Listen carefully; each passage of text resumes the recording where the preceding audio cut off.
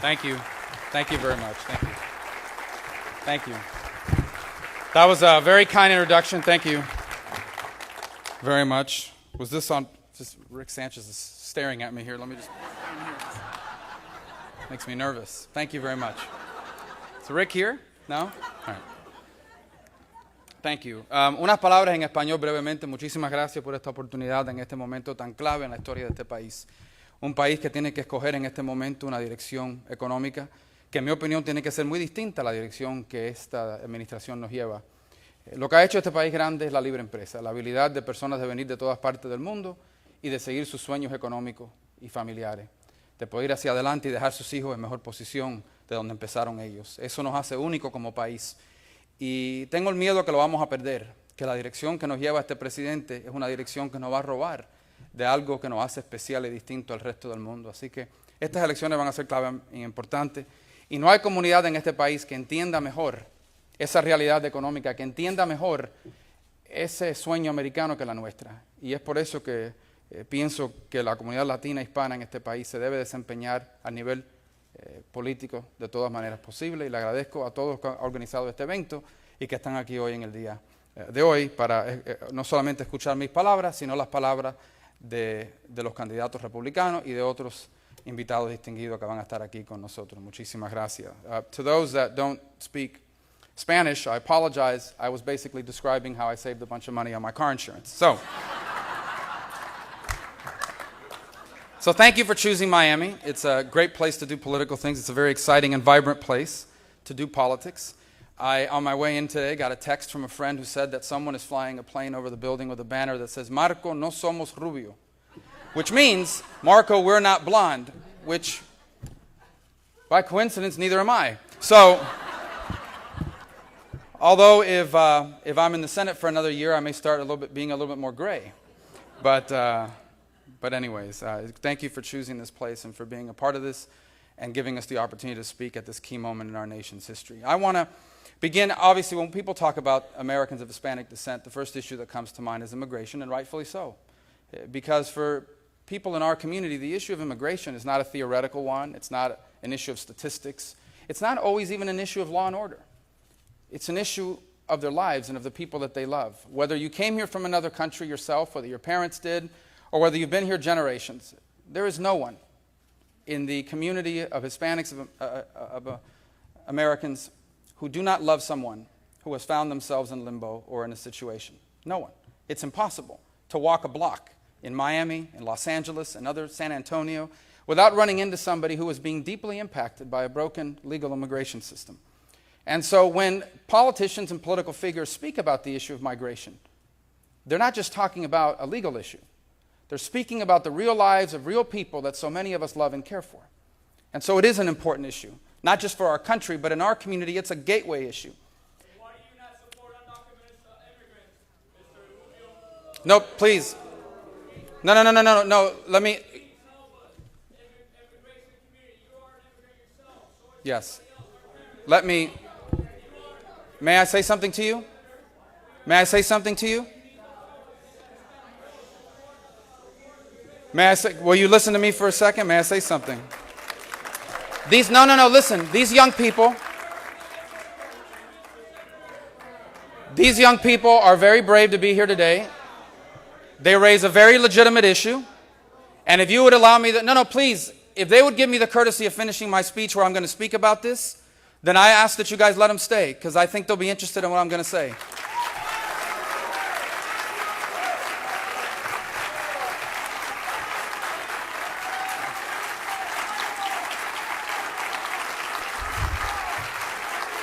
I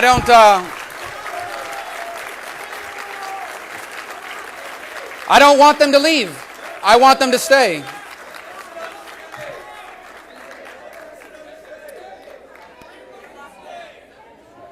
Let me tell you guys something. These young men and women raise a very legitimate issue. They came here to a crowd that they know may not be friendly to their point of view on some issues, and they had the bravery and the courage to raise their voices. A, I thank God that I'm in a country where they can do that, but B,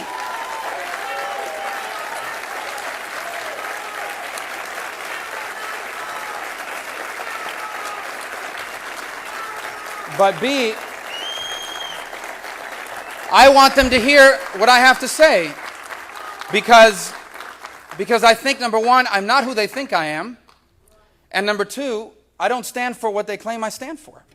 And so, unfortunately, they weren't willing to be a part of that or listen to it, so I'll speak to you. And hopefully those of you with cameras and tape recorders will report it to them and the rest of the world and the rest of the country.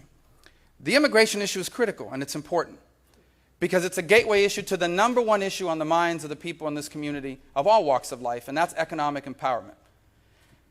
Now, let me say that there's no community in America that understands the American dream of economic empowerment better than ours.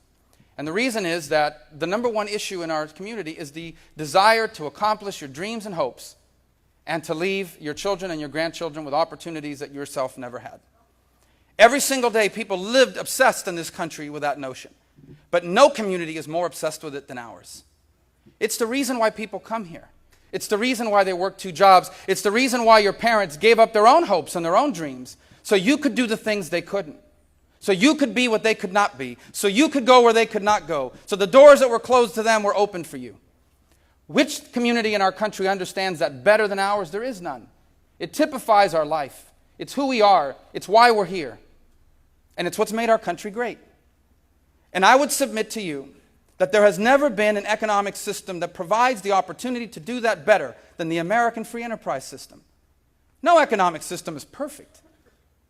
But nowhere in the world have more people from all walks of life have been able to empower their children and their grandchildren more than they were able to do here in the 20th century in the American free enterprise system. And I also submit to you that today it's under assault. That our country today is run by a president that's as divisive as any figure in modern American history, who sadly has chosen the route of dividing Americans against each other for the purpose of gaining votes and political support. His message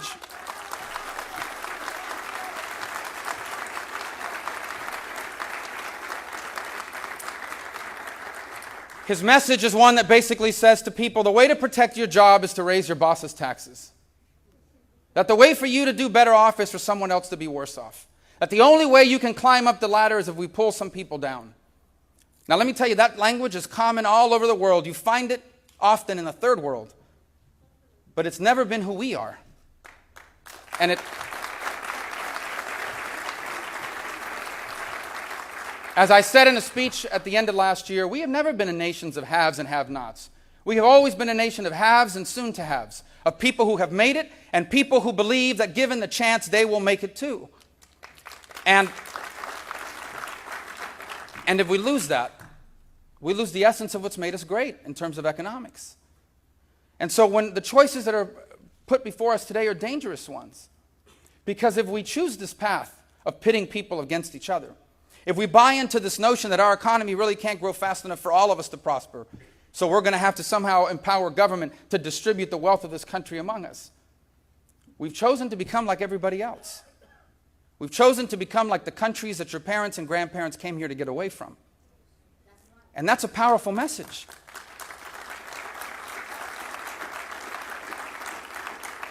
And that's the message that we need to deliver. And that's the message we need to work on delivering. It's a winning message, but it's a difficult message to get to because the gateway issue of immigration stands in the minds of so many people who we live next to and love. Our country has a broken legal immigration system. Its status quo is unsustainable. We don't have a functional guest worker program in a nation that knows that it has, especially in things like agriculture, a need for temporary workers who enter on a temporary basis. Our nation has a complicated and burdensome visa process where even if you wanted to enter this country legally and you wanted to stay here legally, it costs so much money, it's so complicated, so bureaucratic, that it's difficult to comply with. And by the way, the things I've just outlined to you are things of massive, overwhelming support in our country. There is broad bipartisan support across the board for the idea that America needs a legal immigration system that works. And that's why I've challenged the Republican nominees and all Republicans to not just be the anti-illegal immigration party. That's not who we are. That's not who we should be. We should be the pro-legal immigration party.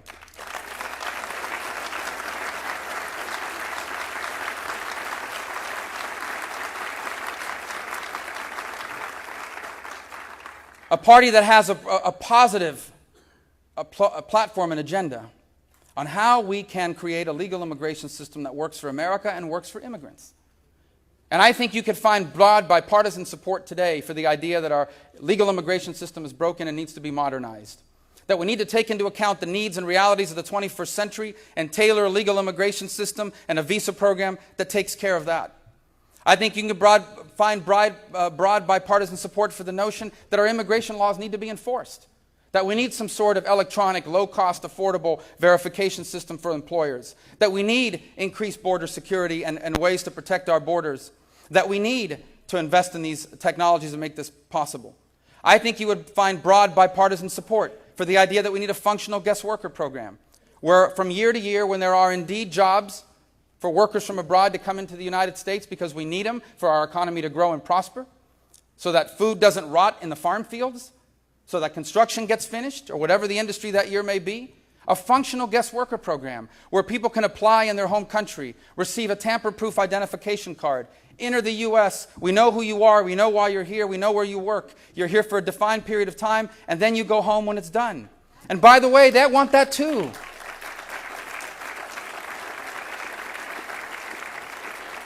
You know why people overstay visas?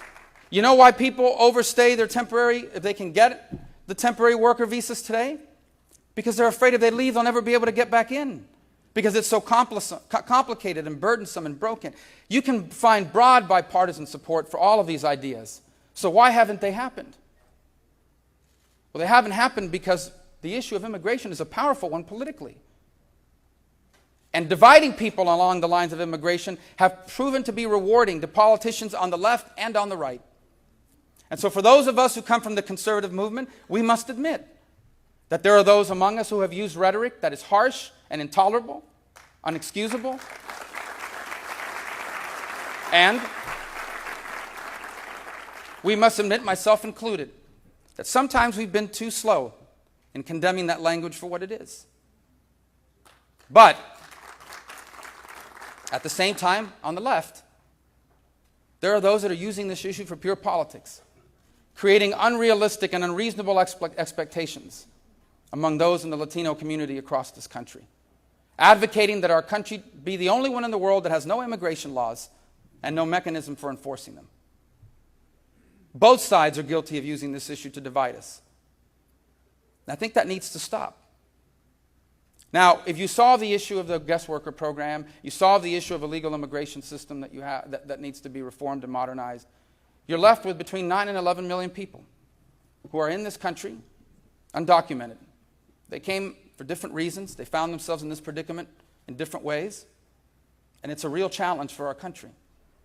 On the one hand, there is not political support for the notion of basically granting 11 million people citizenship or a path thereto in the United States. It's just not there. On the other side, it's not realistic to expect that you're going to deport 11 million people. It doesn't work, we can't do it, and it would offend American sensibilities, and rightfully so. What's the solution to it? There is no magic solution to it. That's why it's so complicated. And that's why the politics makes it more complicated. Now, these young people that stood a moment ago, I think one of the reasons why they're here is they're concerned about young people. Let me say I'm confident in what I have said throughout my political career, and especially during my campaign for the Senate, that there is broad support in America for the notion that for those children that were brought here at a very young age by their parents through no fault of their own, who have grown up here their entire lives, and now want to serve in the military or are high academic achievers and want to go to school and contribute to America's future, I think there is broad bipartisan support for the notion that we should somehow figure out a way to accommodate them. Figure out a way to accommodate them in a way that does not encourage illegal immigration in the future. Unfortunately, some of the legislative proposals that are out there today go too far, and there's not support for those either. But I think we can't solve that problem. And I hope that we as Republicans and as conservatives take the lead in solving it. Because it's not just the right thing to do, it speaks to our hopes and dreams as a nation. And it's critical for our economic future. How about everybody else? I don't have a magic answer for you. This is a difficult issue. And sometimes those of us in public service need to stop pretending like difficult issues have easy answers. They don't. It'll require an open conversation across this country about what we want to do. How can we create and deal with this issue in a way that both honors our legacy as a nation of immigrants, but also honors our legacy as a nation of laws? How do we balance those two things? Well, that's at the core of this issue. And it must be confronted because the status quo is unsustainable. This issue is a deeply personal one for so many people in this room. I know it is for me. A few months ago, you may have read about it, maybe you didn't. I got some dates wrong in my parents' immigration history. And it created some difficult, uncomfortable days. It was a blessing in disguise. You know what it made me do? It made me do something that we don't do enough of. And that's go back and discover who our parents were when they were our age. What were their hopes and dreams? What did they want out of life? Where did they want to go, and what did they want to do with themselves? And I had a chance to do that. And from the tattered pages of passports and the yellowed papers of old and documents, from across 5 decades, I clearly heard the voice of people I never really met. Of my father, who came here as a young man and didn't find instant success. He went to New York, it was too cold. He came to Miami, it was too hard. He went to Los Angeles, it was too California. He went to Las Vegas.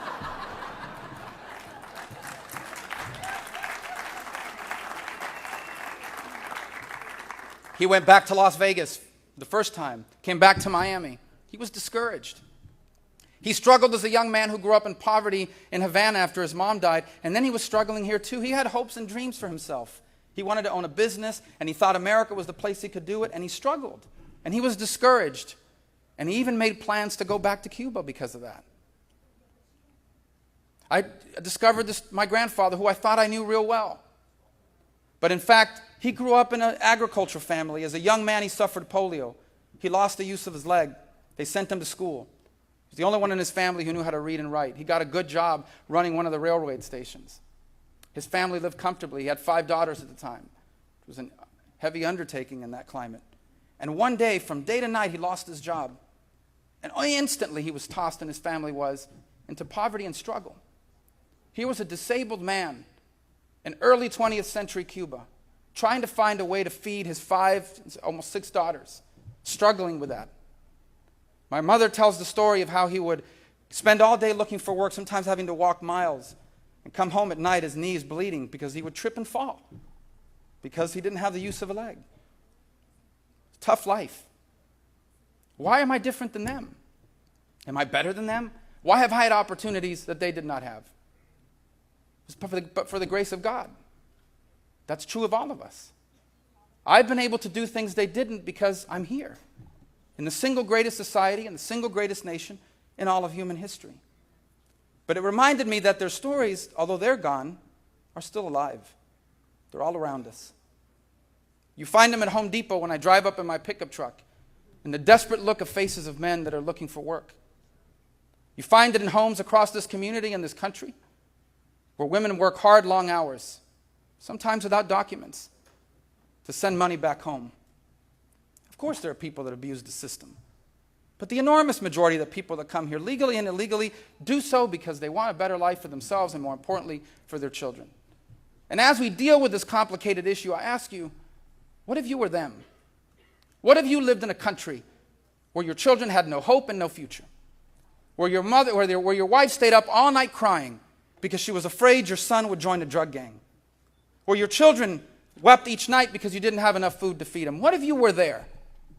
Let me tell you, if I was there, there is very few things I would not do. There is no fence high enough, there is no ocean wide enough that most of us would not cross to provide for them what they do not have. And that's at the core of this issue and these people that we're dealing with. Yes, we have to have laws. They have to be respected. No, we cannot legalize 11 million people. But they're people. They're human beings with real lives and real stories. And the complexity of the issue challenges the core and soul of our nation, perhaps more than any other issue that we face. Because in the end, without immigration, there would be no America. And we would be just like everybody else. And the challenge of this century on this issue is how can we once again make this issue a source of pride, not a source of conflict. Something that unites us as a people, not divides us. Something that we brag about, not something that we fight over. How can we do that? Well, that's what I hope to be a part of. That's what I hope events like this will be a part of. I hope never again that young people will have to stand up in an event like this and hold up a sign, because the issue's been taken care of in one way or another. That's what we need to work towards. And it's not easy. And it's difficult. But it must be done. Because you see, throughout ages, even in the world today, most societies teach their people that who you are is determined by who you come from. Who are your parents? What family were you born into? What neighborhood did you grow up? What school did you go to? And what social circle do you run in? Because based on that is who you will be. That's the way it's been for much of human history. That's the way it is today in much of the rest of the world. And then there came America, where we said we didn't care if your parents were poor, if your grandfather was disabled or your dad was not connected. You can be anything you wanted. In fact, we bragged about it, and we welcomed the world to come here and prove that anyone from anywhere can accomplish anything. Today I took the liberty, it's the only thing I wrote for today's speech. Well, I printed it. I don't have a pen. I apologize. If you go to New York, there's a famous statue there. You may have heard of it. It's called the Statue of Liberty. On it is engraved a poem from Emma Lazarus. It's called The Colossus, which speaks to our nation and who we are. I'm not a big poetry fan, but this one, there's nothing wrong with poetry. Now I'm going to get the poet people upset at me. You got to be careful. Every vote counts. Right. This poem speaks to this battle between those nations who believe that who you are is determined by the circumstances of your birth and us. Not like the brazen giant of Greek fame, with conquering limbs astride from land to land. Here at our sea-washed sunset gates shall stand a mighty woman with a torch, whose flame is the imprisoned lightning, and her name, Mother of Exiles. From her beacon hand glows worldwide welcome. Her mild eyes command the air-bridged harbor that twin cities frame. And she says, "Keep, ancient lands, your storied pomp," cries she with silent lips. "Give me your tired, give me your poor, your huddled masses yearning to breathe free, the wretched refuse of your teeming shores.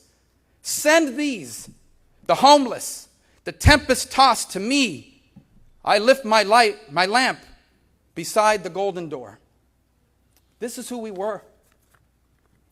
For 225 years, this is who we've been. And the question now is this who we will remain? If we lose this, we lose ourselves. If we walk away from this, we walk away from what makes us different and special and unique from all the nations on the earth. This is a great challenge, but it's one that must be confronted. For in the end, those of us in the conservative movement draw our strength not only from our laws of man, but from the laws of God. We believe that our nation was not just founded on spiritual principles, but that our adherence to them has caused great blessing upon us. We recognize that the Constitution and our laws are important, but we live our lives with the knowledge that there is a higher law yet. A law that commands us to feed the hungry and clothe the naked, and be kind to the alien in search of home. Because America has, I believe God has blessed her. We are not just great because we're great. We are great because we have been blessed. And with those blessings come responsibilities. Because we're not just blessed so we can have. We're blessed so we can give. And what we have given the world on issue after issue is a light. A light that shines upon the world and says that all human beings are endowed by God, their Creator, with rights. That the source of those rights are not your king or your president, your laws or your government, but that you're born with them. And because of that, anything you want to do, you should have a chance to be. Doesn't matter where you were born or where you came from, or whether your last name ends in a vowel. That's who we have been. And if this century is to be an American century, we have to figure out a way to make sure that that is who we remain. So thank you for the opportunity to give you this speech. I appreciate it. Thank you.